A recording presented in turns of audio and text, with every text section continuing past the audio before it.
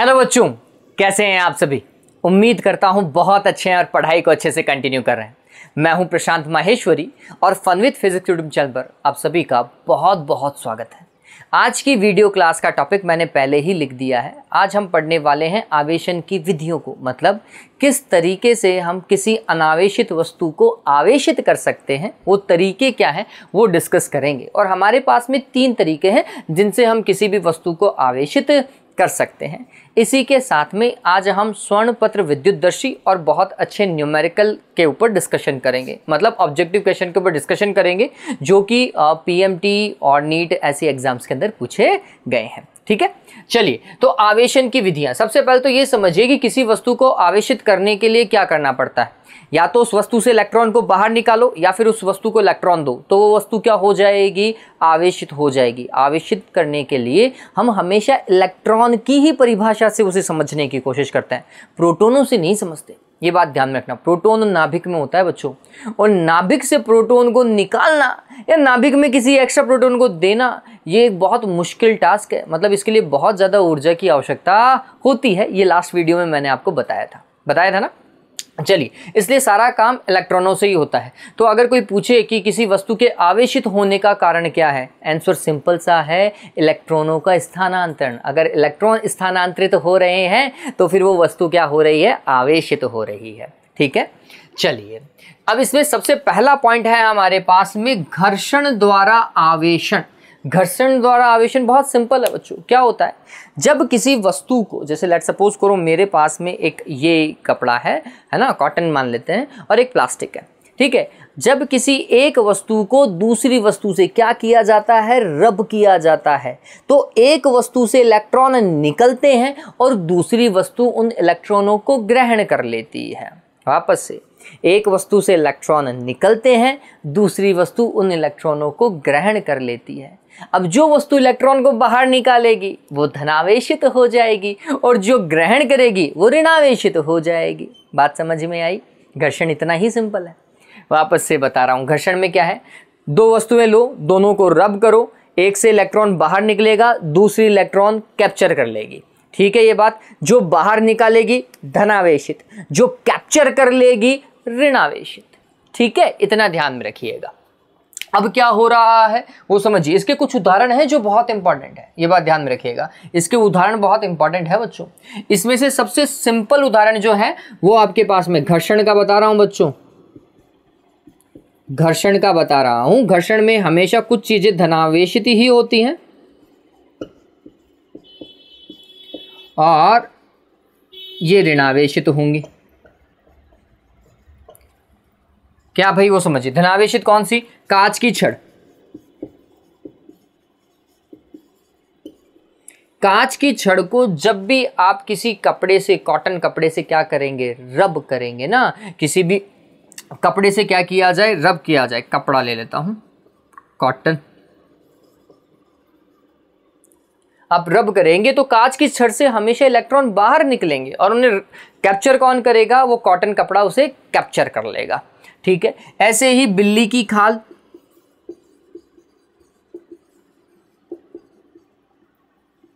बिल्ली की खाल कैट स्किन बोलते हैं, या कैट फर भी बोला जाता है। कैट फर भी बोलते हैं और कैट स्किन भी बोल सकते हो आप। बिल्ली की खाल को अगर आप किसी प्लास्टिक की छड़ से, है ना, प्लास्टिक रॉड से,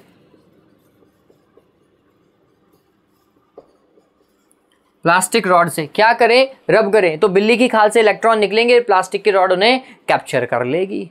ठीक है, फिर आप ऐसा कर सकते हैं, ऊनी कपड़ा। ऊनी कपड़ा लो, उस ऊनी कपड़े को अगर आप प्लास्टिक की रॉड से या फिर एबोनाइट की रॉड से, एबोनाइट की रॉड से या फिर एम्बर से, या फिर एम्बर से क्या करें, रगड़ें। प्लास्टिक की रॉड और एबोनाइट, है ना, या फिर एम्बर से रगड़ेंगे तो यहां से इलेक्ट्रॉन निकलेंगे और एबोनाइट या एम्बर में चले जाएंगे। ये पेयर हैं, ध्यान में रखिएगा। और इनमें सबसे ज्यादा इंपॉर्टेंट पेयर क्या है, हमारा कंघी वाला, जब हम बालों के कंघी करते हैं ना, मेरे तो बाल अब कम है, ठीक है, तो जब हम बालों के कंघी करते हैं ना बच्चों, तो वो जो कॉम्ब है कंघी करते टाइम, वो जो कॉम्ब है ना कंघा, वो तो हो जाता है ऋणावेशित और हमारे बाल हो जाते हैं धनावेशित। तो ये बात ध्यान में रखना कि जब हम कंघी करते हैं तो हमारे बाल तो हो जाते हैं धनावेशित। बाल कैसे? धनावेशित। और वो जो कंघी है वो कंघी हो जाती है ऋणावेशित। ये बात ध्यान रखिएगा, कंघी इलेक्ट्रॉनों को कैप्चर कर लेती है। ठीक, तो ये कॉम्बिनेशन है, याद रखोगे तो आपके लिए ही बेहतर होगा। ठीक है, जल्दी से उतार लीजिए इस चीज को, घर्षण ये इतना ही है, इतना ही है ये घर्षण। ठीक है, चलो ये डन हुआ ना? डन हुआ। चलिए आगे चलते हैं। ये घर्षण द्वारा आवेशन था। इसके बाद में सेकंड वन क्या है? चालन द्वारा आवेशन। चालन द्वारा आवेशन क्या होगा बच्चों? ये भी बहुत सिंपल सी चीज है, लेकिन इसे हम थोड़ा सा एलोबरेट करेंगे, थोड़ा सा बड़ा बनाने की कोशिश करेंगे। तो मैं टॉपिक ही ले लेता हूं, दैट इज चालन द्वारा आवेशन। चालन द्वारा आवेशन। अब इसमें क्या हो रहा है वो समझिए। चालन द्वारा आवेशन के अंदर हमारे पास में वास्तविकता के अंदर एक अनावेशित वस्तु है, एक अनावेशित चालक गोला ले लेते हैं। ये अनावेशित चालक गोला बच्चों, और इस अनावेशित चालक गोले के पास में हम एक आवेशित चालक गोले को भी ले रहे हैं। यह आवेशित चालक गोला है, लेकिन इससे दूर है। अभी तो मेरे पास में बोर्ड पे ज़्यादा जगह नहीं है, मेरे को और भी काम करने हैं, इसलिए ये पास में रखे हुए। अदरवाइज एग्जैक्टली ये दूर है। तो हमारे पास में दो अलग अलग चीज़ें हैं, एक अनावेशित गोला है, चालक गोला, और एक आवेशित चालक गोला है। ठीक है, ये बात ध्यान में रखिएगा। इसको अपन ए बोल देते हैं, इसे अपन बी बोल देते हैं। लेट सपोज करो इसके पास में यहां पर शुरुआत में 10 माइक्रोकुलाम आवेश है। एग्जाम्पल दे रहा हूं मैं आपको। ठीक है, ये दोनों गोले समरूप हैं, एक जैसे हैं। अगर ये कॉपर का बना हुआ है तो ये भी कॉपर का ही बना हुआ है। ठीक है, अगर इसका त्रिज्या जो है, रेडियस जो है 10 सेंटीमीटर है, तो इसकी रेडियस, इसकी त्रिज्या भी 10 सेंटीमीटर ही है बच्चों। ठीक है, चलो अब क्या हुआ, हमने नेक्स्ट स्टेप में इन दोनों को संपर्क में लेकर के आ गए। नेक्स्ट स्टेप समझिए। नेक्स्ट स्टेप क्या? दोनों को संपर्क में, टच करवा लो, स्पर्श करवा लो, ऐसा। हाँ, स्पर्श कराने के चक्कर में इस विधि को स्पर्श द्वारा आवेशन भी बोलते हैं। इसका एक और वर्ड है, स्पर्श द्वारा आवेशन। ठीक है, तो जैसे ही आप कांटेक्ट में लेकर के आएंगे, टच करवा देंगे ना इनको, तो क्या होगा, ये बी जिसके पास में आवेश था, इससे कुछ आवेश निकल करके ए के पास में चला जाएगा।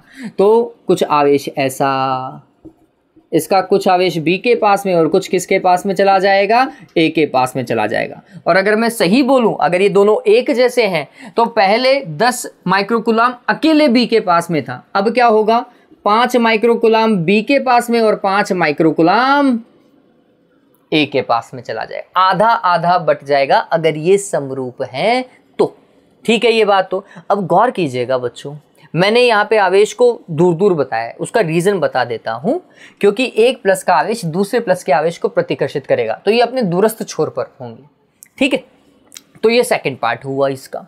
अब जो पहले गोला ए अनावेशित था, अब वो कैसा हो चुका है? आवेशित हो चुका है, ध्यान में रखें। ठीक है, अब क्या हुआ, थर्ड पार्ट देखें, इसका थर्ड सीक्वेंस देखें। इस वाले पार्ट में हम इन दोनों को ही अलग अलग कर देते हैं। हमें तो ए को आवेशित करना था, कर दिया भाई, चाहे कम आवेश से आवेशित किया, लेकिन किया, हमें आवेशित ही करना था। ठीक है, तो अब क्या हुआ, जैसे ही अलग कर देते हैं ना, तो दोनों पर ये जो आवेश होता है वह उनकी सतह पर समान रूप से वितरित हो जाता है। आप चाहें तो नेक्स्ट स्टेप में बी को हटा ही दो, बी को हटाने पर ये जो आवेश है वो एक ही सतह पर समान रूप से क्या हो जाएगा? वितरित हो जाएगा। कहने का मतलब ये है, जो ए पहले अनावेशित था वह ए अब आवेशित हो चुका है।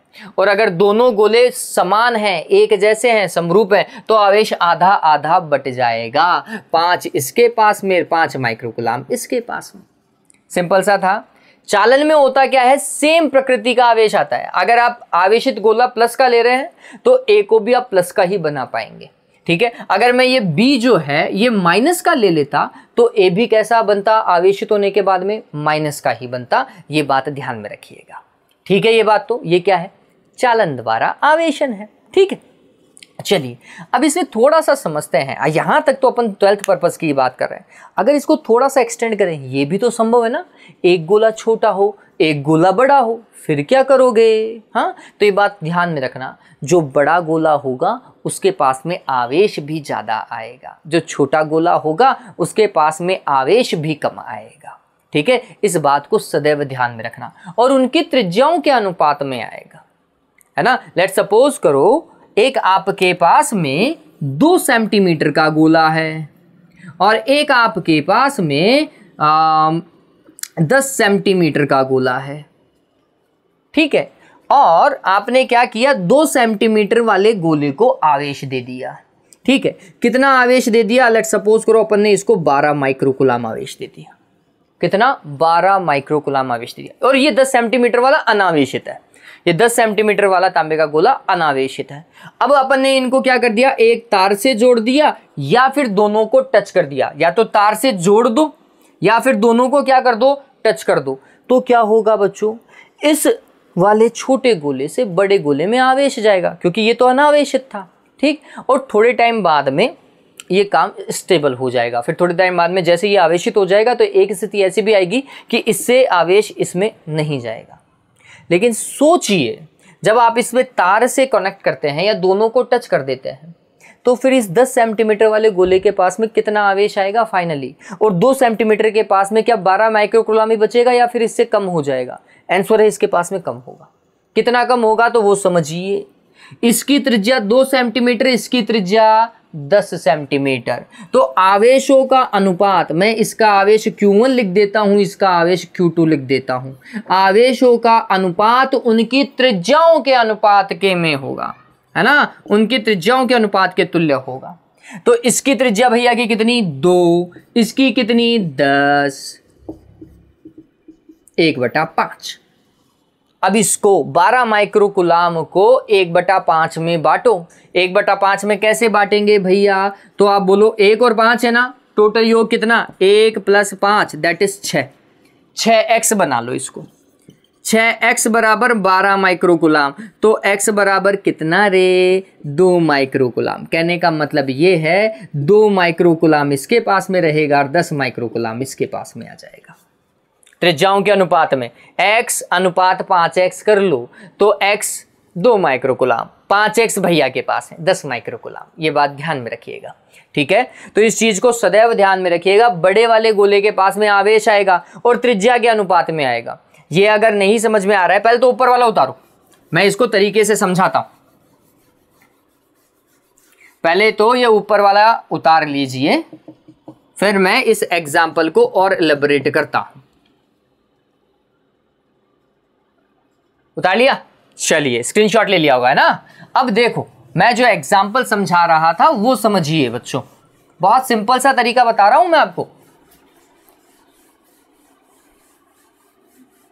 और किसी को ये नहीं आया तो मैं एक मैथमेटिकल फॉर्मेट भी बना सकता हूँ, वो भी कोई दिक्कत वाली बात नहीं है ना। मैथमेटिक्स का एक तरीका भी बन सकता है। अदरवाइज सिंपल से 2 गोले के ही एग्जाम्पल आते हैं नीट की एग्जाम में, IITs की एग्जाम के अंदर, ठीक। तो अपन वो ही देखते हैं। तो हम बोल रहे हैं कि हमारे पास में एक आवेशित गोला है और उस आवेशित गोले को हमने 10 माइक्रोकूलम आवेश दिया है।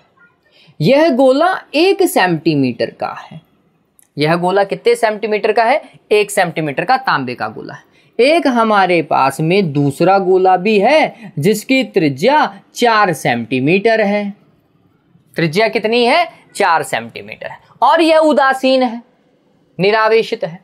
अब हम क्या कर रहे हैं, दोनों गोलों को, A को और B को किसी तार द्वारा संपर्क में लेकर के आ रहे हैं, चालक तार द्वारा, या दोनों को चिपका रहे हैं, ठीक है। दोनों को चिपकाया, दोनों को चिपकाने के बाद में, संपर्क में लाने के बाद में अंत में A और B पर कितना आवेश होगा इसकी गणना कीजिए, ऐसा बोल रहा है। तो पहले तो अकेले A के पास में ही 10 था, अब ए और बी के पास में टोटल के पास में 10 होगा जैसे ही आपने चिपका दिया। ठीक, अब गौर करना भाई, मैं बोल रहा हूँ कि इसके पास में आवेश Q1 आता और बाद में, और इसके पास में Q2, और ये कॉन्सेप्ट ही है गोलों का कि आवेशों का अनुपात सदैव त्रिज्याओं के अनुपात के तुल्य होता है।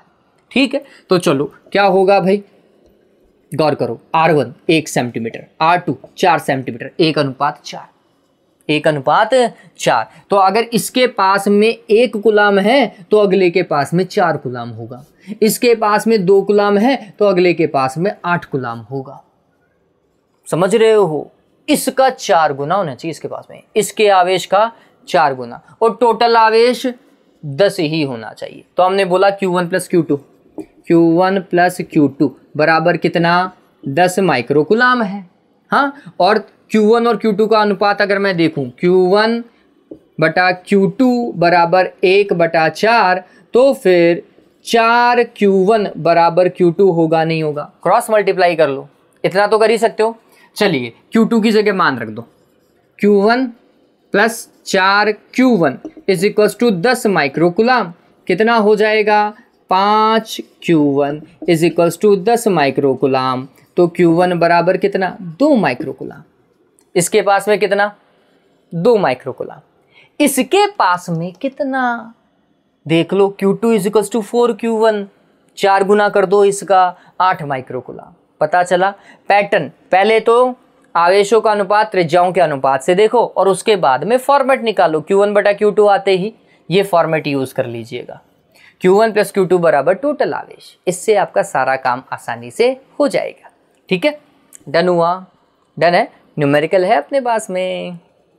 ओके, चलो, तो ये था बच्चों क्या, चालन द्वारा आवेशन या स्पर्श द्वारा आवेशन या संपर्क द्वारा आवेशन। इसके बाद में जो हमारे सिलेबस से हट गया है, अगर बोर्ड की प्रिपरेशन कर रहे हो तो सिलेबस से हट ही गया है, लेकिन टॉपिक अच्छा है, प्रेरण द्वारा आवेशन।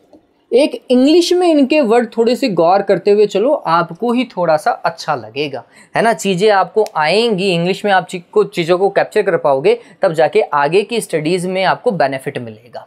तो प्रेरण द्वारा को बोलेंगे हम charging by induction, charging by induction, induction cooker वाला ही है ना, वही वाला सिनेरियो है। क्या होता है बच्चों, ये बहुत सिंपल सा है, बहुत सिंपल सा है और इंटरेस्टिंग है ये।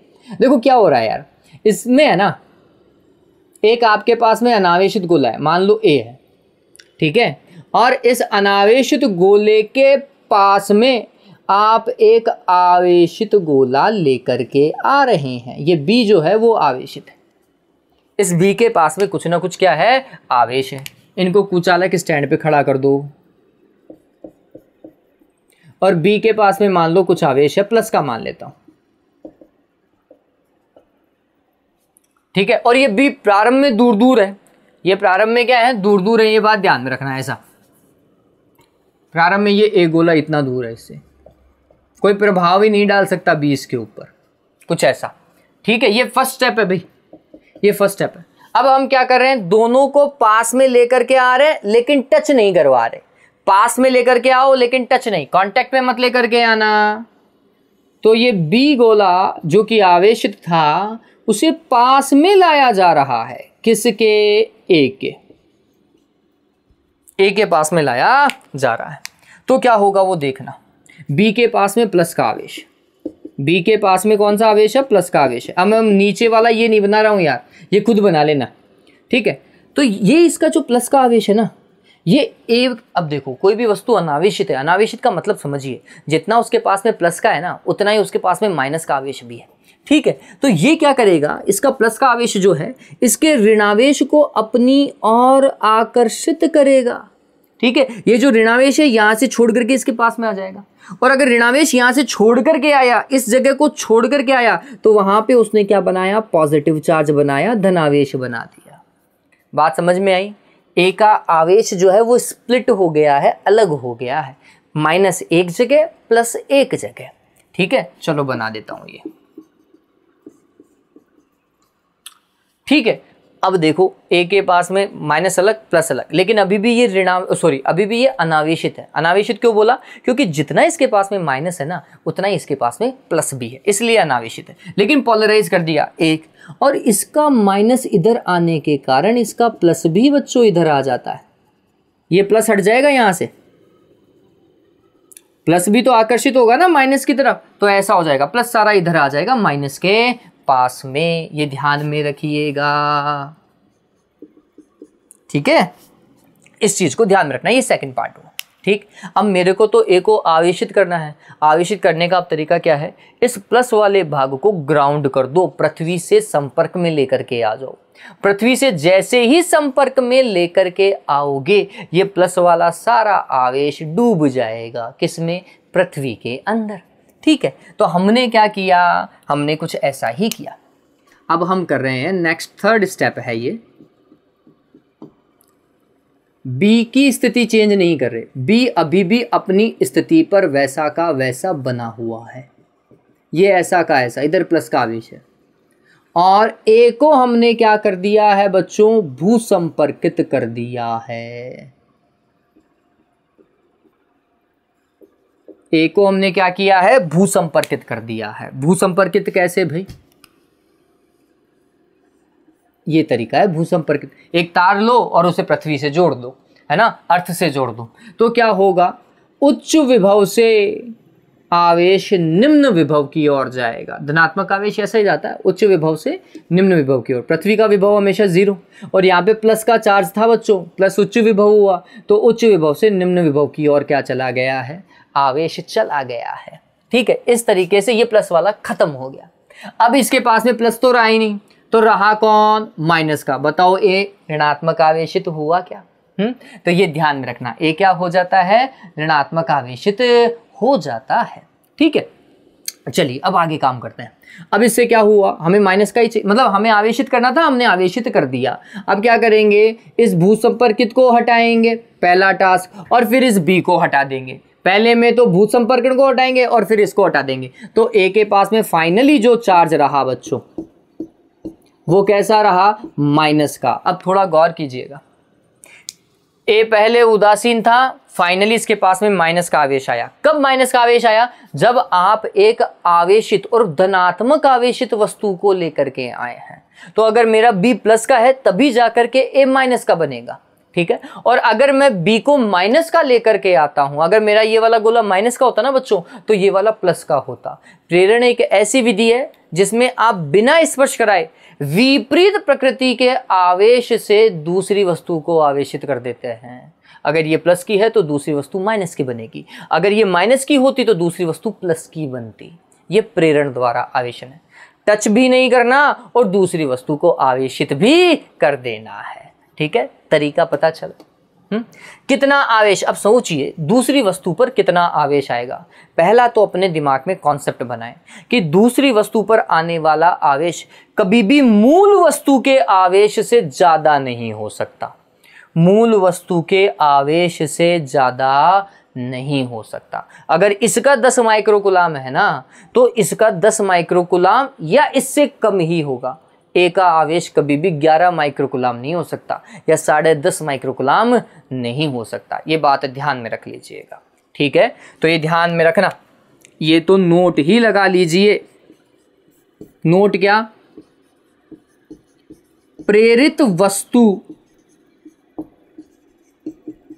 का आवेश सदैव प्रेरक वस्तु से कम अथवा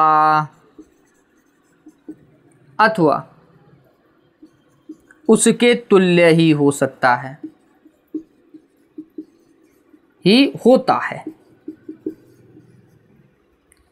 ठीक है। ये बात ध्यान में रखेंगे। लेट्स सपोज करो इसका आवेश अपन ने क्यू मान लिया, बी मूल आवेश क्यू मान लिया, और ए के पास में जिसे हमें आवेशित करना है इसका आवेश अपन क्या मान रहे हैं? क्यू डैश मान रहे हैं। तो there is a formula also. ये फॉर्मूला अगर याद कर सको तो याद कर लीजिएगा कि प्रेरित वस्तु के पास में आवेश, प्रेरित वस्तु पर आवेश कितना होगा, मूल आवेश गुणा 1 माइनस 1 अपॉन एप्सिलॉन आर। अब मैंने ये चीज बताई नहीं है, इसलिए मैं बताना भी नहीं चाहता था अभी। एप्सिलॉन आर परावैद्युतांक होता है, ठीक है, और इसका मान 1 से लेकर के कुछ भी हो सकता है, ठीक है, कुछ भी हो सकता है, ये बात ध्यान में रख लीजिएगा। तो ये एक फॉर्मूला है जो अपन यूटिलाइज करेंगे कभी, ठीक, याद रखो तो याद रख लीजिएगा। अच्छा फॉर्मूला है कि मूल वस्तु पर आवेश का 1 माइनस 1 अपॉन एप्सिलॉन आर गुना हो सकता है, ठीक है। किसी स्थिति में अगर एप्सिलॉन आर का मान अनंत है, एप्सिलॉन आर का मान अनंत मान लो, तो क्या हो जाएगा, यहाँ पे अनंत 1 बटा अनंत 0 हो जाता है, तो क्यू डैश बराबर क्या आएगा, क्यू आएगा। ये चालकों वाली स्थिति है, चालकों के अंदर समान आवेश आ जाता है। अगर ये 10 माइक्रोकुलाम का तो ये भी 10 माइक्रोकुलाम का हो जाएगा, ठीक है। लेकिन अगर चालक नहीं हुआ माध्यम तो फिर आवेश कम हो जाएगा, फिर आवेश कम हो जाएगा, ये बात ध्यान में रख लीजिएगा, ठीक है। तो ये लाइन तो इंपॉर्टेंट है, इस लाइन को तो गांठ ही बांध लो कि इस ए का आवेश कभी भी बी के आवेश से ज्यादा नहीं हो सकता, या प्रेरित वस्तु का आवेश प्रेरक के आवेश से ज्यादा नहीं हो सकता, उससे कम होगा या उसके बराबर होगा, ठीक है। उतार लो, इस चीज को उतार लीजिए। ये वाला कॉन्सेप्ट हम बाद में डिस्कस करेंगे, अभी बस फॉर्मूला लिख लो कि यहां पर ऐसा कुछ सिनेरियो चल रहा है, ठीक है, ओके। अब देखो ये डन हुआ, हाँ। अब इसके बाद में अच्छे सवाल है हमारे पास में, आज जो डिस्कस करेंगे ना वो वाकई में बहुत बढ़िया सवाल है। ये तो थी विधियां। अब किसी वस्तु के पास में आवेश है या नहीं है और कैसा आवेश है, ये पता लगाने के लिए एक उपकरण का उपयोग किया जाता है। आज हम जिस उपकरण की बात कर रहे हैं वो है स्वर्णपत्र विद्युतदर्शी। कौन सा? स्वर्णपत्र विद्युतदर्शी। देखिए टॉपिक है हमारे पास में स्वर्ण पत्र विद्युत दर्शी। देखिए स्वर्ण पत्र विद्युत दर्शी हमें क्या बताता है, ये वास्तविकता के अंदर आवेश के संसूचन हेतु उपयोग में ली जाने वाली एक अत्यंत प्रभावी उपकरण है, एक संवेदनशील उपकरण है। संवेदनशील मतलब बहुत कम से कम आवेश को भी आसानी से डिटेक्ट कर सकता है, पता लगा सकता है कि भैया आवेश है इसके पास में, ठीक है। चलिए अब क्या होता है इसके अंदर एक कांच का जार होता है और उस कांच के जार में एक ऊर्ध्वत या एक लंबवत धात्विक छड़ होती है। ये लंबवत धात्विक छड़ है। इस लंबवत धात्विक छड़ के निम्न छोर पर सोने की 2 पत्तियां स्थित होती हैं या जोड़ी जाती है और ऊपरी छोर पर वृत्ताकार धात्विक चकती को लगाया जाता है। कांच के जार को कॉर्क के द्वारा, कॉर्क होता है लकड़ी का या प्लास्टिक का कवर एयर टाइट करने के लिए जो यूज किया जाता है ना, उसे कॉर्क कहते हैं, ठीक है। कवर का उपयोग किया जाता है। ये डन हुआ। ये तो है आपकी युक्ति, स्वर्ण पत्र विद्युतदर्शी। ये स्वर्ण की पत्तियां, सोने की पत्तियां, सोने की पत्तियां। ये धात्विक छड़ है, धात्विक छड़। ये कॉर्क है, ये वृत्ताकार धात्विक चकती है, डिस्क, ठीक है। और ये कांच का जार है, कांच का जार। आप चाहें तो यहाँ पे टिन की शील्डिंग भी कर सकते हैं, इसको चारों तरफ से टिन से कवर कर सकते हैं और इसको ग्राउंड भी कर सकते हैं अगर आप चाहें तो। ग्राउंड क्यों? क्योंकि ज़्यादा आवेश आ गया तो दिक्कत हो जाएगी, ये खराब हो जाएगा, तो ज़्यादा आवेश से बचने के लिए इसको ग्राउंड भी किया जाता है। यहाँ पर ग्राउंडिंग लिख देता हूँ मैं। ग्राउंडिंग का कॉन्सेप्ट अभी थोड़ा सा समझेंगे अपन। ये डन हुआ। देखो होगा क्या, कैसे पता लगाएगा ये चीज़। तो लेट सपोज करो मेरे पास में एक धनावेशित छड़ है और उस धनावेशित छड़ को मैं क्या करता हूँ, इस धात्विक चकती से टच करवाता हूं। जैसे ही मैं टच कराऊंगा तो चालन द्वारा आवेशन होगा, चालन द्वारा आवेशन होगा तो ये प्लस जो है वो ऐसा धात्विक चक्ति से होता हुआ सोने की पन्नियों तक पहुंचेगा। इसके पास में प्लस का आवेश, इसके पास में प्लस का आवेश, एक प्लस का आवेश दूसरे प्लस के आवेश को क्या करेगा, प्रतिकर्षित करेगा। ये सोने की पन्नियां जो प्रारंभ में ऐसी थी ना, ये धीरे धीरे धीरे धीरे धीरे फैलती जाएंगी। अगर ये फैल रही हैं तो हम बोलेंगे ये वस्तु आवेशित है। अगर ये फैलती नहीं, अगर ये ऐसी की ऐसी बनी रहती, फैलती ही नहीं, तो हम बोलेंगे भैया ये अनावेशित थी, इसके पास में कोई आवेश ही नहीं था। बात समझ में आ रही है? तो बहुत सिंपल सा है। अगर सोने की पन्नी में किसी भी तरीके का विस्थापन हो रहा है, वर्ड को गौर कीजिएगा, किसी भी तरीके का विस्थापन हो रहा है तो ये वस्तु हमेशा आवेशित होगी। और अगर इसमें विस्थापन नहीं हो रहा है तो ये जो आप टच करवा रहे हो वस्तु वह अनावेशित होगी। इतना ही है, इससे ज्यादा नहीं है। पता चला? तो आवेश के संसूचन हेतु किसका उपयोग किया जाता है? स्वर्ण पत्र विद्युतदर्शी का उपयोग किया जाता है। इसके अलावा और किसका यूज किया जा सकता है वो उतार लो। तो पहला स्वर्ण पत्र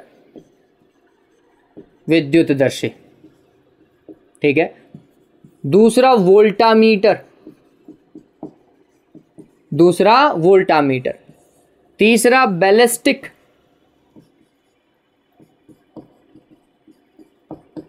बैलिस्टिक गैल्वेनोमीटर, हिंदी में इसको बोलते हैं प्रक्षेप धारामापी।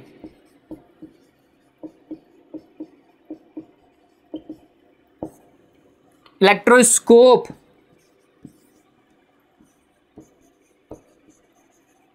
इलेक्ट्रोमीटर, ठीक है, विद्युतदर्शी होता है वैसे। तो इनका उपयोग किया जाता है किसके लिए? आवेश के संसूचन हेतु। आवेश के संसूचन के लिए इन सभी उपकरणों का उपयोग किया जाता है। हमारे सिलेबस में सिर्फ और सिर्फ स्वर्ण पत्र विद्युतदर्शी है। ठीक है, सिंपल है। चलिए ये उतार लो, इससे ज्यादा नहीं है, इससे ज्यादा नहीं है ये चीज। डन हुआ? ओके चलो, तो स्वर्ण पत्र विद्युतदर्शी अपना हो गया। अब छोटी मोटी बातें हैं जो बहुत इंपॉर्टेंट है हमारे लिए। तो हम कह सकते हैं आवेशों संबंधी विभिन्न गुण, और कह सकते हो या महत्वपूर्ण बिंदु, important point related to charge. क्या भाई, क्या होगा? महत्वपूर्ण बिंदु, महत्वपूर्ण बिंदु। आवेश कैसी राशि है? अदिश राशि है, ये बात ध्यान में रखिएगा। तो पहली चीज तो क्वांटाइजेशन से है बच्चों। जब आप किसी वस्तु को आवेश देते हैं, अगर कोई वस्तु आवेशित हो जाती है तो उसके पास में आवेश कितना? n इलेक्ट्रॉनों की संख्या गुणा इलेक्ट्रॉनों का आवेश, एक इलेक्ट्रॉन का आवेश, यही तो था। ठीक, जब आप किसी वस्तु को आवेशित कर रहे हैं, इसका मतलब आप उससे इलेक्ट्रॉन बाहर निकाल रहे हैं या फिर आप उसे इलेक्ट्रॉन दे रहे हैं। तो इलेक्ट्रॉन को बाहर निकालने या देने में वस्तु का मूल आवेश भी तो परिवर्तित हो जाता है बच्चों, होता है नहीं होता है? तो वह आवेश मतलब मूल आवेश सॉरी वस्तु का मूल द्रव्यमान भी तो परिवर्तित होगा। आपने इलेक्ट्रॉन को बाहर निकाला तो इलेक्ट्रॉन का द्रव्यमान भी तो बाहर गया है ना। अगर आपने किसी वस्तु को इलेक्ट्रॉन दिया तो उसका द्रव्यमान भी तो आपने उसको दे दिया। बात समझ रहे हो? तो जब भी आप किसी वस्तु को धनावेशित बना देते हो तो उसका द्रव्यमान कम हो जाता है, क्योंकि इलेक्ट्रॉन का द्रव्यमान जो है वो हट जाता है। ठीक है, और जब आप किसी वस्तु को ऋणावेशित बनाते हो तो आपने उसको इलेक्ट्रॉन दिया है, आपने उसे इलेक्ट्रॉन दिया है तो इलेक्ट्रॉन का द्रव्यमान भी तो दिया है। बात समझ में आ रही है? तो किसी भी वस्तु को आवेशित करने पर उसके द्रव्यमान में भी परिवर्तन होता है, और द्रव्यमान में यह परिवर्तन किसके बराबर होता है? द्रव्यमान में परिवर्तन जितने इलेक्ट्रॉन आपने उससे निकाले या आपने उसको दिए उसके बराबर। लेट्स सपोज करो अगर मैं n इलेक्ट्रॉन निकाल रहा हूं या दे रहा हूं तो n गुणा एक इलेक्ट्रॉन का द्रव्यमान, इतना द्रव्यमान में परिवर्तन आएगा। ठीक है, और ये और बात ध्यान में रखिएगा। लेट्स सपोज करो आपके पास में एक धनावेशित वस्तु, एक उदासीन वस्तु, उदासीन, और एक ऋणावेशित वस्तु।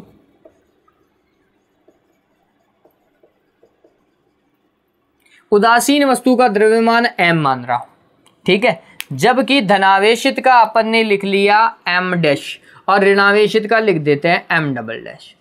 तो जैसे ही आपने उदासीन वस्तु को धनावेशित बनाया ना, तो ये बात ध्यान में रखें, आपने द्रव्यमान में कमी कर दी है। इस m डैश का मान वास्तविकता में उदासीन वस्तु के द्रव्यमान से कम था, इसका द्रव्यमान कम था, जबकि इस ऋणावेशित वस्तु का द्रव्यमान m डबल डैश ये मूल उदासीन वस्तु के द्रव्यमान से क्या है, थोड़ा सा ज्यादा है। ये चीज ध्यान में रख लीजिएगा।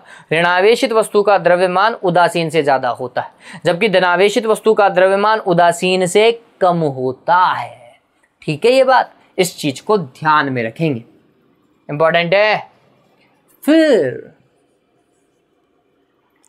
एक और चीज आती है, बहुत बार हमारे साथ में एक्स रेज का भी जिक्र किया जाता है, एक्स किरणों का उपयोग किया जाता है। इसी चैप्टर के अंदर आप देखेंगे ना, तो एक्स रेज का उपयोग मतलब एक्स किरणें वास्तविकता में उच्च ऊर्जा वाली किरणें हैं, जिनके पास में एनर्जी ज़्यादा है। अब अगर आपको 11th का प्रकाश विद्युत प्रभाव पढ़ा है, 12th में भी पढ़ाऊंगा, फिजिक्स में चैप्टर है अपने पास में प्रकाश विद्युत प्रभाव, लेकिन 11th वाला एक बार थोड़ा सा याद रखो बच्चों।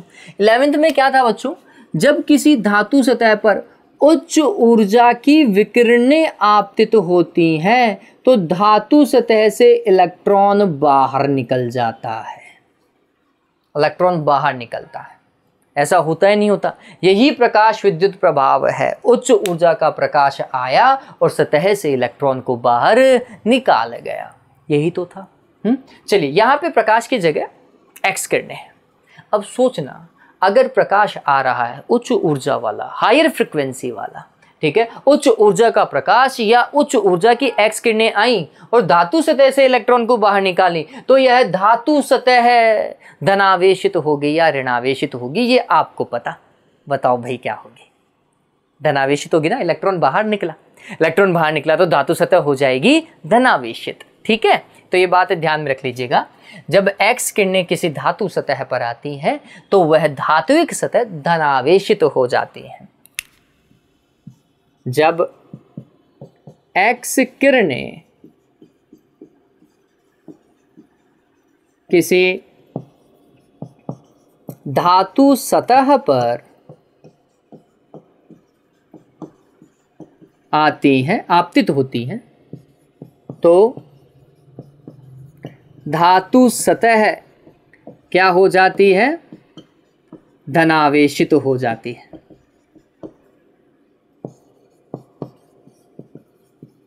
ठीक है, और एक और चीज है बस।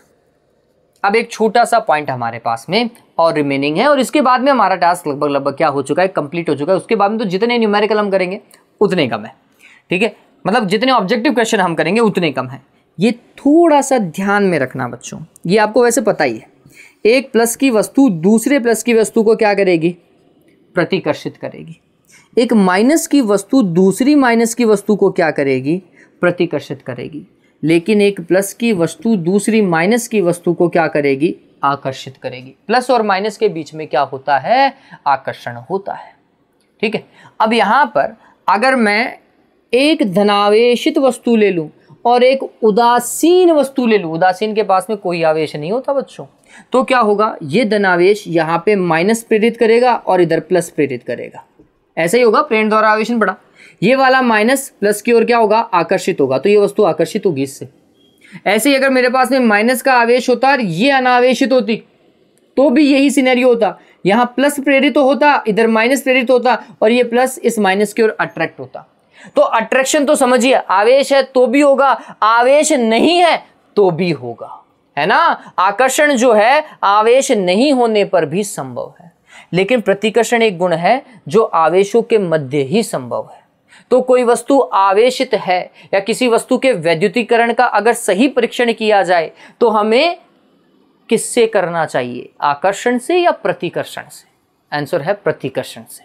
ठीक है, प्रतिकर्षण ही वैद्युतीकरण का सही परीक्षण है, इंपॉर्टेंट है। इसके ऊपर भी हमारे पास में क्वेश्चन है। प्रतिकर्षण ही वैद्युतीकरण का सही परीक्षण है। ठीक है बच्चों, चलो इतना उतार लो, इतना उतार लो। उसके बाद में आप अपन न्यूमेरिकल को डिस्कस करना चालू करेंगे। ठीक है, जल्दी से इसको उतारिए। चलिए इतना उतार लिया। अब इसके बाद में देखते हैं कुछ न्यूमेरिकल्स, है ना। इसको हटा देता हूं और न्यूमेरिकल्स को अपन क्या करते हैं, डिस्कस करते हैं। ये ऑब्जेक्टिव क्वेश्चन जो मैं डिस्कस कर रहा हूं इंपॉर्टेंट है बोर्ड पर्पस से भी, ये बात ध्यान में रखिएगा। चाहे आप किसी भी बोर्ड से हो, किसी भी बोर्ड से हो, ये बात ध्यान में रखिएगा। स्टेट बोर्ड वाले भी, चाहे यूपी बोर्ड हो, बिहार बोर्ड हो, राजस्थान बोर्ड हो, अब ऑब्जेक्टिव क्वेश्चन आते हैं बच्चों, तो आपको एक छोटे से छोटा कॉन्सेप्ट भी पता होना चाहिए। ठीक है, किसी कॉन्सेप्ट को छोड़ना नहीं है हमें। तो तैयारी अब हम इस तरीके से करेंगे कि सब कुछ कवर हो। ठीक है, चलिए क्वेश्चन एक जो मैंने आपको लास्ट वीडियो में भी पूछा था, अगर आपको पता चला तो उसका आंसर नहीं आया मेरे पास में। एक आध बच्चों ने जरूर मेरे को कमेंट किया है, कमेंट मतलब व्हाट्सएप किया है, इसके अलावा किसी बच्चे का आंसर नहीं आया है। उम्मीद करता हूं कि नेक्स्ट में आता रहेगा। चलिए क्या हो रहा है, पहला क्वेश्चन डिस्कस करते हैं। एक क्वेश्चन है, आपको दिखाई देगा, बोल रहा है कि 5 गेंदें जिन पर 1 से 5 अंकित हैं, दिखाई दे रहा है ना क्वेश्चन, अलग अलग धागों से लटकाई गई हैं। युग्म 1 2, 2 4 एवं 4 1 आकर्षण प्रदर्शित करते हैं। ठीक है, इनके बीच में आकर्षण हो रहा है, ठीक बात है। जबकि युग्म 2 3 एवं 4 5 प्रतिकर्षण प्रदर्शित करते हैं। अतः गेंद 1 होनी चाहिए, मतलब उसके पास में कौन सा आवेश होना चाहिए। तो पहले तो गेंदे लो 1 2 3 4 5 तक ही। अब उनमें जो जो युग्म आकर्षण के बता रखे हैं, आकर्षण का कौन कौन सा, 1 और 2, इन दोनों के बीच में क्या हो रहा है, आकर्षण हो रहा है। फिर 2 और 4, इसके बीच में भी आकर्षण हो रहा है। फिर 4 और 1, इसके बीच में भी आकर्षण हो रहा है। ऐसा ही है। अब आकर्षण वाले में ज़्यादा काम मत करना, ये बात हमेशा ध्यान में रखें। क्यों? क्योंकि आकर्षण 2 आवेशों के बीच में भी होता है और 1 आवेश और 1 उदासीन के बीच में भी होता है। ठीक है, तो कोई जरूरी नहीं कि इन दोनों के पास में आवेश हो, पता चले 1 आवेशित है और 1 के पास में आवेश ही नहीं है, तो भी वो आकर्षण होगा। इसलिए आकर्षण को कभी पहले डील नहीं करना चाहिए। चलो आगे देखो, प्रतिकर्षण देखो, 2 और 3 के बीच में प्रतिकर्षण और 4 और 5 के बीच में प्रतिकर्षण। ठीक है, चलो काम करते हैं। क्या भैया, मान लो इसके अंदर प्रतिकर्षण वाला यही तो सिनेरियो है। मान लो, तो अगर इसके पास में प्लस का है तो इसके पास में भी प्लस का होगा, तभी जाकर के वो प्रतिकर्षित होंगी। ऐसा है। चलो, इसके पास में अगर प्लस का है तो इसके पास में प्लस का हो, तभी जाकर के वो प्रतिकर्षित होंगी। या फिर इसका माइनस है तो इसका भी माइनस होगा, इसका क्या कहते हैं, माइनस है तो इसका भी माइनस होगा, तभी जाकर के प्रतिकर्षण होगा। ठीक, पहले सिनेरियो के ऊपर चल रहा हूं मैं, पहले सिनेरियो के ऊपर, इसके ऊपर आ रहा हूं। इसके ऊपर क्या लिया भैया, इसके ऊपर अपन ने बोल रहे हैं 2 प्लस का है, 2 प्लस का है तो आकर्षण होने के लिए या तो 1 हो उदासीन और या फिर 1 हो माइनस का। एक के पास में 2 ऑप्शन है। ठीक है, अब वापस से समझना, 2 किसका, प्लस का फिक्स किया है, अपन ने फिक्स किया है, और ये आकर्षित हो रहा है तो ये माइनस का होना चाहिए। इसका मतलब मैंने यहाँ पे एक गलत अजम्पशन लिया है, ये भी माइनस का है, ये भी माइनस का है, तब जाकर के भी क्या हो सकता है, प्रतिकर्षण हो सकता है। ठीक है, तो ये अगर प्लस का है तो ये माइनस का होगा, ये आकर्षण प्रदर्शित कर सकता है, या फिर 4 उदासीन हो सकता है, लेकिन उदासीन तो हो ही नहीं सकता क्योंकि 4 प्रतिकर्षित हो रहा है, तो 4 के पास में आवेश तो है, तो 4 के पास में तो माइनस का ही होगा। डन, सीक्वेंस मत तोड़ देना। अब 4 माइनस का फिक्स हो चुका है, 4 माइनस का है तो 1 आकर्षित हो रहा है, इसका मतलब 1 के पास में या तो प्लस होगा और या फिर 1 उदासीन होगा। गौर करो, एक पहली अवस्था में माइनस का है, एक पहली अवस्था में प्लस का है, ये तो कॉन्ट्राडिक्ट कर रहे हैं क्या? कॉन्ट्राडिक्ट तो समझ रहे हो ना, अलग अलग विरोधाभास हो रहा है। लेकिन ये वाला कॉमन है, उदासीन वाला। ये अगर उदासीन हुआ तो वो हर अवस्था में आकर्षित हो सकता था, इसका मतलब एक उदासीन है। कहां से चालू किया? यहां से। इसको प्लस माना तो ये भी प्लस होगा, इसको प्लस माना तो ये भी प्लस, और या फिर इसको माइनस मानोगे तो ये भी माइनस। लेकिन मैं इसके लिए कुछ कह नहीं पा रहा हूँ, इसके लिए कुछ कह नहीं पा रहा हूँ, इसलिए मैंने यहां से काम करना चालू किया। मैंने बोला अगर मैं इसको प्लस मानता हूं तो इसके पास में या तो माइनस का ऑप्शन है या उदासीन होने का ऑप्शन है, ठीक है। फिर अगर उधर प्लस लिया है तो इधर भी मैंने प्लस ही लिया है, ठीक है। ये प्लस का है तो ये माइनस का हो सकता है या उदासीन हो सकता है, लेकिन 4 तो पहले से ही डिफाइंड है, माइनस का है, आवेश है 4 के पास में, तो माइनस पॉसिबल है। फिर 4 अगर माइनस का है तो 1 के पास में 2 ऑप्शन, उदासीन होने का या प्लस होने का। हमने देखा कि आवेश तो कॉन्ट्राडिक्ट कर रहे हैं, तो जो कॉमन है वही उसका आंसर है। उदासीन कॉमन था, आंसर, ठीक है। ध्यान में रखना, एक अच्छा सवाल है बच्चों, पूछा गया सवाल है ये, है ना। चलिए, और कब आया है, बहुत टाइम हो गया इस सवाल को आए हुए, लेकिन आया हुआ है 1980 में आया हुआ है। चलो, ऑप्शन पता चला, एक क्या है, उदासीन है। जिस तरीके से मैंने लिखा है वो बहुत सही मेथड है, ये बात ध्यान में रखिएगा, इसके अलावा और कोई मेथड नहीं है इसका। तो ऑप्शन उदासीन वाला सी ऑप्शन लगा लीजिएगा। फिर इसके बाद में ये वाला क्वेश्चन मैंने आप सभी से पूछा था, क्या है, एक टेबल टेनिस गेंद पर चालक पदार्थ का लेप चढ़ाकर एक धागे से उसे लटका दिया जाता है। 2 धात्विक प्लेटों के मध्य लटका दिया जाता है। ये 2 धात्विक प्लेटें लीजिए और इसके बीच में एक टेनिस की बॉल को लटका दीजिए, ये टेनिस की बॉल, और इसके ऊपर चालक है, ऐसा डोरी से अपन ने उसको लटका दिया, ठीक है। 2 धात्विक प्लेटों के बीच में लटकाया गया है।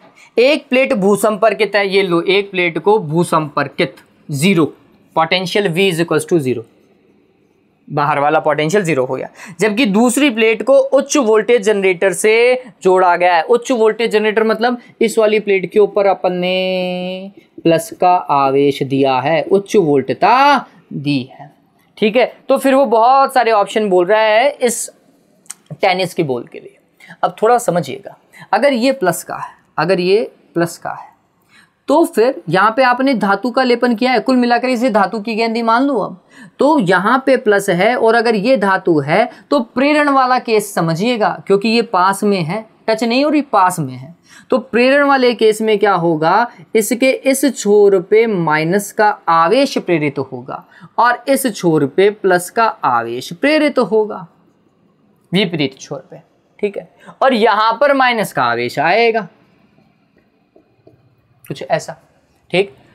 अब गौर करना, ये माइनस का आवेश इस प्लस की ओर क्या होगा, आकर्षित होगा। तो ये गेंद इस तरफ बल महसूस करेगी, इधर जाएगी। और एक स्थिति ऐसी भी आएगी जब ये गेंद इसको टच कर जाएगी, इसको क्या कर जाएगी, टच कर जाएगी। जैसे ही ये कांटेक्ट में आ गया, अब टच हो गई हैं चीजें, जैसे ही ये कांटेक्ट में आ जाएगी गेंद, तो इससे कुछ प्लस का आवेश किस पे चला जाएगा, गेंद पर चला जाएगा। अब गेंद धनात्मक आवेशित और प्लेट भी धनात्मक आवेशित, तो क्या होगा, एक धनावेश दूसरे धनावेश को प्रतिकर्षित करेगा, इसको इधर फेंकेगा। तो ये एक प्लस दूसरे प्लस पे क्या लगाएगा, प्रतिकर्षण लगाएगा, इस तरफ फेंकेगा। तो ये गेंद इस तरफ जाएगी, टाउन, और इससे टकराएगी, टकरा गई। जैसे ही टकराई तो इसका प्लस का आवेश खत्म हो जाएगा माइनस ग्रहण करने के कारण, ठीक है। या फिर ये भी संभव है कि यह अपने प्लस के आवेश को इसको दे देगी, प्लेट को दे देगी। अगर कोई बच्चा यहाँ माइनस नहीं भी बनाना चाहता तो भी इस चीज को समझ सकता है। जैसे ही ये इससे टकराएगी बच्चों, क्या होगा भैया, इससे टकराने के कारण ये अपना समस्त धनावेश इस प्लेट को दे देगी और वो धनावेश जाएगा यू, जाएगा नहीं जाएगा। चलो, ये सारा का चला गया। ये वापस से लेट सपोज करो अनावेशित ही हो गई, माइनस नहीं बोल रहा हूँ, अनावेशित ही हो गई। अगर अनावेशित हुई तो प्रेरण तो अभी भी काम कर सकता है। प्रेरण के कारण यहाँ पर माइनस और यहाँ पर वापस से प्लस आएगा, ये वापस से ये माइनस के कारण इधर अट्रैक्ट होगी। ऐसा समझ में आया? तो एक बार गेंद इधर जाएगी, फिर इधर जाएगी, फिर इधर जाएगी, फिर इधर जाएगी। ये बात ध्यान में रखिएगा, गेंद पेंडुलम दोलन करती रहेगी अगर ऐसा सिनेरियो बना दिया जाए तो, ठीक है। तो इस चीज को समझिएगा। आप इस प्लेट को माइनस लेकर के भी काम कर सकते हैं, माइनस नहीं लोगे तो भी सेम सिनेरियो ही चलेगा, तो भी सेम सिनेरियो ही चलेगा। माइनस दोगे तो क्या होगा, ये वाली माइनस की हो जाएगी, है ना, ये वाली माइनस की हो जाएगी, और एक माइनस दूसरे माइनस को क्या करेगा, प्रतिकर्षित, तो इधर बल, और ये प्लस इसके माइनस को आकर्षित करेगा, तो इधर बल। तो इधर वापस आएगी, फिर वापस से गेंद प्लस की बनेगी, फिर वापस इधर जाएगी, इधर जाते ही माइनस की बनेगी, फिर वापस इधर आएगी। ये पेंडुलम की तरह डोलती ही रहेगी। ध्यान है। चलो तो इसका ऑप्शन देखो, अच्छा सवाल है ये और आया हुआ भी है। क्या होगा? और वहीं ठहर जाएगी, नहीं स्थिर दोलन करती है और बारी बारी से प्लेटों से टकराती है। यही तो बता रहे हैं, यही तो बता रहे हैं। तो ध्यान में रखिएगा, सी ऑप्शन इसका सही है। चलो आगे देखिए क्या नेक्स्ट क्वेश्चन। ओके देखो ये हटा देता हूं मैं। नेक्स्ट क्वेश्चन देखें। एक कांच की छड़, एक कांच की छड़ सिल्क से रगड़कर गोल्ड लीफ इलेक्ट्रोस्कोप मतलब स्वर्ण पत्र विद्युतदर्शी को आवेशित करने के काम में आती है। बहुत बढ़िया। कांच की छड़, ये कांच है ना, उसको किससे? सिल्क से। इसको सिल्क से क्या किया गया? घर्षण किया गया। तो कांच पर सदैव कौन सा आवेश आता है? प्लस का आवेश आता है। सिल्क के ऊपर माइनस का चला जाएगा। ठीक है, ये बात ध्यान में रखिएगा। ये फैक्ट वहां से पता चला, वो जो कॉम्बिनेशन है ना वो अपन ने याद की तब जा करके पता चला अपने को। ठीक है, तो कांच की छड़ प्लस की आवेशित हो जाएगी। फिर इस कांच की छड़ को आप संपर्क में लेकर के आ रहे हैं किसके? स्वर्ण पत्र विद्युतदर्शी के। डायरेक्ट ये बना रहा हूं, वो जार, ये लो ये जार बना दिया। ठीक है, स्वर्ण पत्र विद्युतदर्शी के कांटेक्ट में लेकर के आए तो ये प्लस का आवेश इधर गया time time time time time, और यहां पर क्या होगा? ऐसा आ जाएगा। यही तो होगा, तो ये प्रतिकर्षित होगी। ठीक बात है। तथा गोल्ड लीफ इलेक्ट्रोस्कोप की पत्तियां फैल जाती हैं। भैया बिल्कुल फैलती हैं, कोई दिक्कत ही नहीं है। इस आवेशित इलेक्ट्रोस्कोप पर एक्स किरणें थोड़े समय के लिए आपतित की जाए तो अब देखो, अभी आप एक्स किरणों को और लेकर के आ रहे हो। ये लो एक्स किरणें लेकर के आए, एक्स किरणें लेकर के आए तो एक्स किरणें इससे इलेक्ट्रॉन को और बाहर निकाल देंगी, और अगर इससे और इलेक्ट्रॉन बाहर निकला तो यहां पर और प्लस हो जाएगा। अब यहां पे प्लस का परिमाण बढ़ गया, प्लस का परिमाण प्रारंभ की तुलना में क्या हो गया? बढ़ गया। जैसे ही प्लस बढ़ गया तो प्रतिकर्षण भी बढ़ गया। ये फैलेंगी और ज्यादा या पास में आएंगी, आपको पता होना चाहिए। अगर यहां पर प्लस का परिमाण बढ़ जाए तो क्या होगा? ज्यादा आवेश, ज्यादा प्रतिकर्षण। ठीक है, ध्यान में रखिएगा। तो क्या होगा भाई? पत्तियों का फैलना प्रभावित नहीं होगा। नहीं, गलत है, पत्तियां और फैल जाएंगी। बी ऑप्शन बिल्कुल परफेक्ट है बच्चों, है ना, ये बिल्कुल सही है। ये बात ध्यान रखना, एक्स किरणों को जैसे ही आप आपतित करेंगे ये पत्तियां और फैल जाएंगी। B is correct option. Next देखो, आर तथा 2r त्रिज्या वाले दो सुचालक ठोस गोलों को समान आवेश Q देकर इन्हें एक चालक तार से एक दूसरे से जोड़ दिया जाता है। छोटे गोले पर आवेश Q1 तथा बड़े गोले पर Q2 आवेश का अनुपात होगा। भैया पहली ही लाइन में आंसर दे दिया आवेशों का अनुपात का। एक r त्रिज्या का है और एक 2r त्रिज्या का है। मैं आवेश ज्ञात नहीं करूंगा, लेकिन आवेशों का अनुपात तो हाथों हाथ ज्ञात हो जाएगा। दोनों को Q आवेश दिया हुआ है, दे दो यार, कहाँ दिक्कत है। और इन्हें फिर या तो संपर्क में ले आओ या तार से जोड़ दो। तो प्रारंभ में आपने Q दिया और बाद में तार से जोड़ने पर इसके पास में Q1 और इसके पास में Q2। गौर कीजिएगा, Q2 आवेश ज्यादा होगा क्योंकि त्रिज्या ज्यादा है, और आवेशों का अनुपात सदैव त्रिज्याओं के अनुपात के तुल्य होता है ना। अंतिम आवेश का अनुपात सदैव त्रिज्याओं के अनुपात के तुल्य होता है। ध्यान में रखिएगा, Q1 बटा Q2 बराबर R1 बटा R2 अपन ने लिखा था। R1 कितना? R, R2 कितना? 2R। कितना आएगा रे? R से R कैंसिल, 1/2 आंसर। आवेश निकालने के लिए नहीं कहा है, इसलिए मैं निकालूंगा भी नहीं, लेकिन ये तो पता है, ये तो पता है ना। चलिए ये ध्यान में रखिएगा। चलो अगर वो आवेश निकालने के लिए ही कह देता, अनुपात तो पता चल गया क्या? आंसर देख लीजिएगा, 1:2। ठीक है, आंसर देख लो, ये लास्ट क्वेश्चन अपने पास में। अगर वो पूछ लेता Q1 तथा Q2 का मान ज्ञात करो, Q1 तथा Q2 का मान ज्ञात करो, वो भी किया जा सकता है। अपन ने बताओ डिस्कस किया है नहीं किया? किया है नहीं किया है? गौर कीजिए, इतना ही यूज करो ना, इतना ही यूज करो। Q1 बटा Q2 बराबर कितना? 1/2। ठीक है, तो Q1 to Q1 is equals to Q2 होगा नहीं होगा, ये तो फैक्ट है। चलिए कुल आवेश कितना, Q प्लस Q, तो हमने बोला Q1 प्लस Q2 बराबर होना चाहिए 2Q।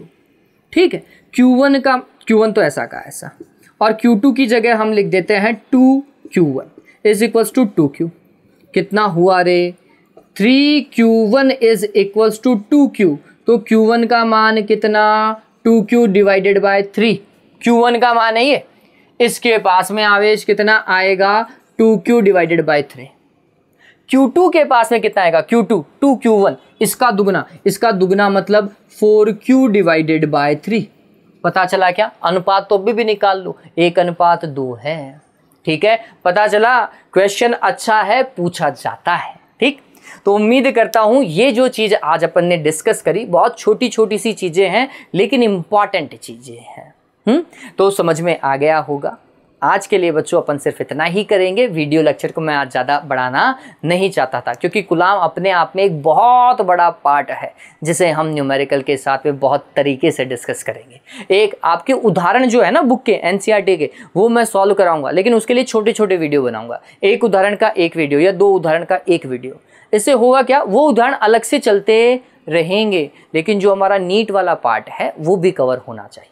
ठीक है, चलो आज के लिए ये वीडियो इतना ही। Have a good day, take care. अरे रुको यार, वो लाइक और शेयर देख लेना है ना। चलो आज के लिए इतना ही। Have a good day, take care.